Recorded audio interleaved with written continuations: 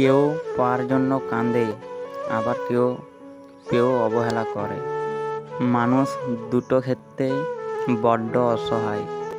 দুঃখকে বিক্রি করতে পারে না, আর সুখকে কিনতে পারে না। নিজের কষ্টের কথা কাউকে ভুলেও বলে যাবেন না। মনে রাখবেন, মলম সবার ঘরে থাকে না, কিন্তু লবণ সবার ঘরে আছে।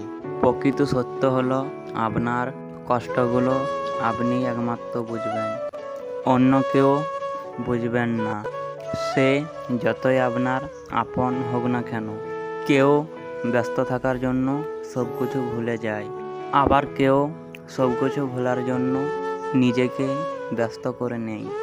সব আঘাতের প্রতিশোধ নিতে নেই, কিছু আঘাতের বিচার হাসি মুখে উপরওয়ালার সাথে ছেড়ে দিতে হয়। রাগের মাথায় অনেক কাউকে আঘাত করে কথা বলার পরও যদি সে চুপ থাকে, তাহলে এটা বুঝে নিও না যে সে কষ্ট পায়নি, অথবা তার কাছে কোনো উপর নেই, বরং সম্পর্কটা সে বাঁচিয়ে রাখতে চান। এই জন্য সব কিছু মেনে নিয়ে চুপ করে গেছে। কেউ চায় না কাউকে ভুলতে, কিন্তু সময় ভুলিয়ে দেয়।